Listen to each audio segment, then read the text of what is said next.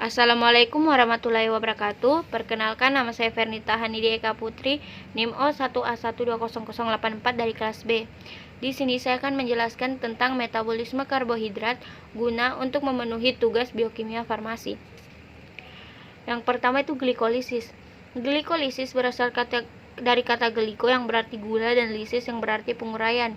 Glikolisis merupakan proses penguraian gula 6 karbon menjadi 2 molekul asam pirofat berkarbon. Pemecahan dari glukosa ini pada saat proses sedang berlangsung dengan cara sistematis menjadi bagian asam pirofat dan juga energi di dalam bentuk NADH dan juga ATP. Yang kedua itu glikogenesis. Glikogenesis adalah pembentukan glikogen dari glukosa. Apabila terjadi peningkatan kadar glukosa dalam darah, misalnya beberapa saat setelah makan, maka pankreas akan mensekresikan hormon insulin yang akan menstimulasi penyimpanan glukosa dalam bentuk glikogen di dalam hati dan otot.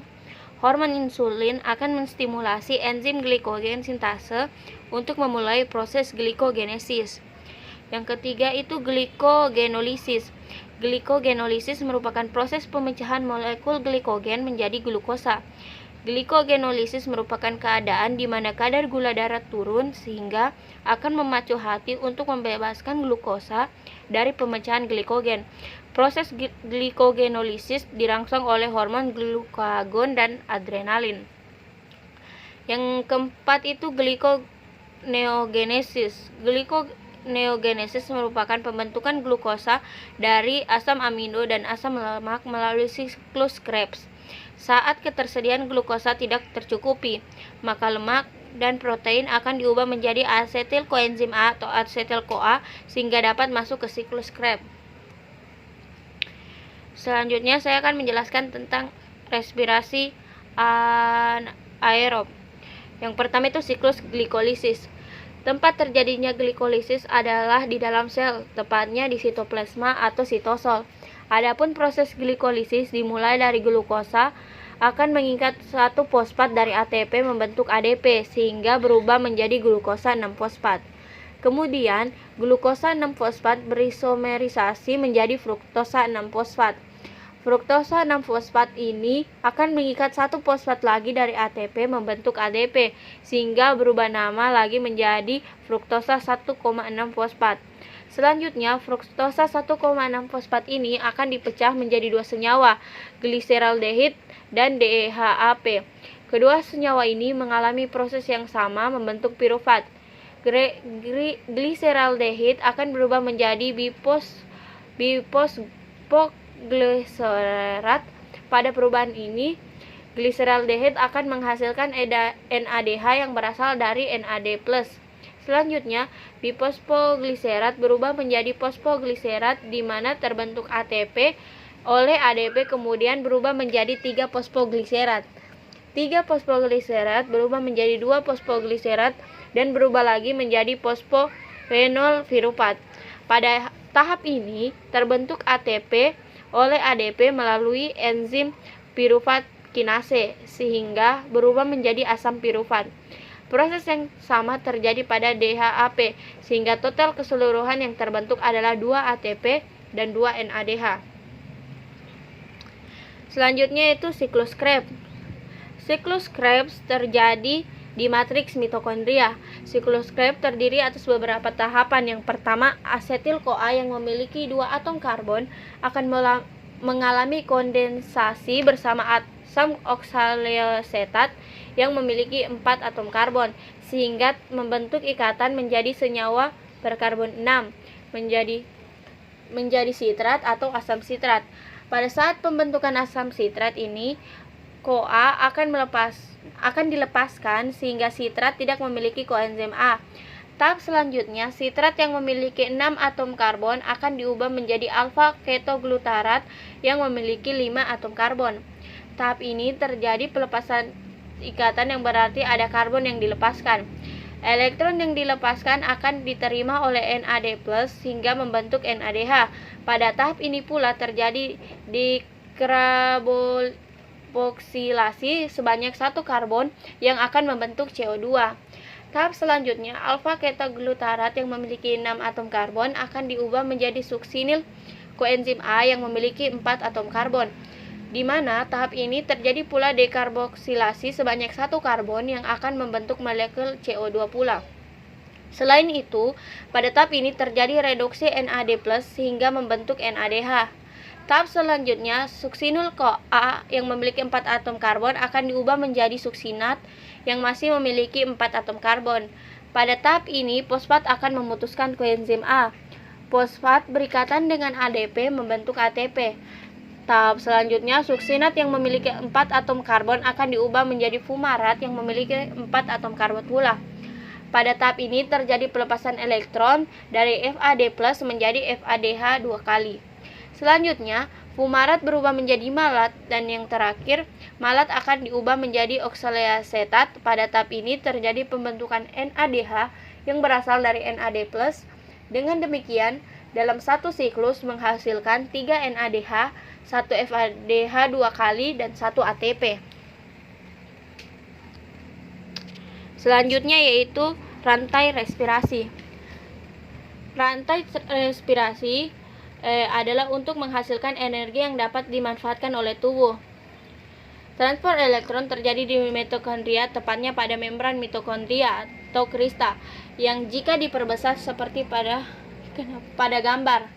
Bagian membran dalam mitokondria tersusun atas fosfolipid bilayer, kompleks protein 1, koenzim Q, kompleks protein 3, kompleks protein 4, sitokrom C, ATP sintase, dan kompleks protein 2. Disebut rantai transfer elektron karena terjadi transfer elektron dari protein satu ke protein yang lain. Proses yang terjadi pada tahap transfer elektron diawali dari NADH diuraikan menjadi NAD+, yang membuat elektron dari hasil reaksi akan masuk ke kompleks protein 1. Kemudian dikirim ke ubiquinon saat elektron melewati kompleks protein 1. Hal ini memicu dipompanya H+ keluar menuju ruang antarmembran. Elektron dari ubiquinon dibawa melewati kompleks protein 3 ke sitokrom C. Pada saat melewati kompleks protein 3, hal ini juga memicu dipompanya H+ keluar menuju ruang antarmembran.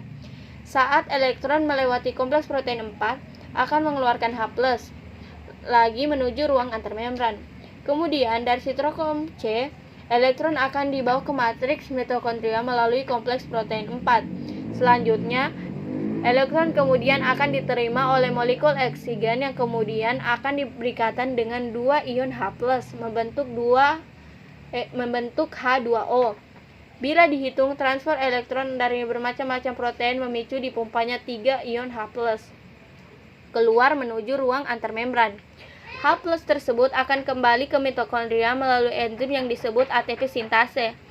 Lewatnya H+ pada ATP sintase akan memicu terbentuknya ATP secara bersama di mana 3 H+ yang kembali dalam matriks, maka terbentuklah 3 molekul ATP.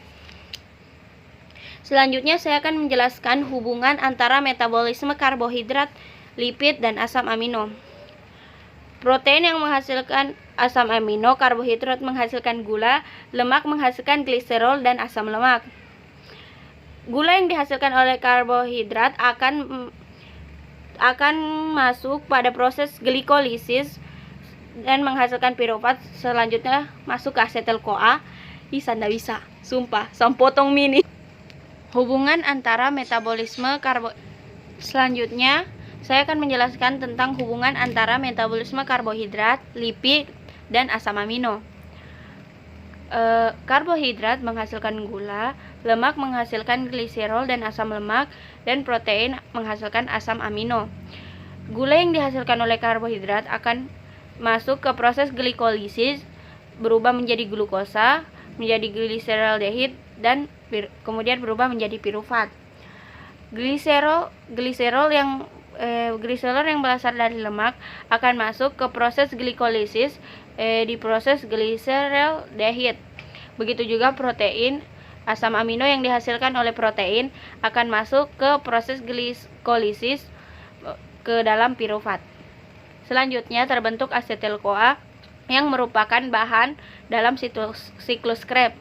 Selanjutnya, setelah siklus Krebs akan terjadi rantai transfer elektron dan fosforilasi oksidatif. Selanjutnya glikolisis aerob dan anaerob. Glikolisis aerob Selanjutnya glikolisis aerob dan anaerob. Glikolisis aerob adalah transformasi glukosa dengan menggunakan bantuan oksigen dengan melewati beberapa tahapan seperti dekarboksilasi oksidatif, siklus Krebs, dan transfer elektron. Produk akhir dari glikolisis aerob berubah 36 molekul ATP per molekul glukosa. Sedangkan glikolisis anaerob adalah transformasi glukosa menjadi laktat ketika oksigen dalam jumlah terbatas. Glikolisis anaerob hanya merupakan alat produksi energi yang efektif selama latihan singkat dan intens, menyediakan energi untuk jangka waktu mulai dari 10 detik hingga 2 menit. Ini jauh lebih cepat daripada metabolisme aerobik. Sistem glikolisis anaerob atau asam laktat dominan dari sekitar 10-30 detik selama upaya maksimal. Ini mengisi ulang dan dengan sangat cepat selama periode ini dan menghasilkan 2 molekul ATP per molekul glukosa. Sekian dari saya, lebih dan kurangnya mohon dimaafkan. Wabillahi taufiq wal hidayah. Wassalamualaikum warahmatullahi wabarakatuh. Kasih.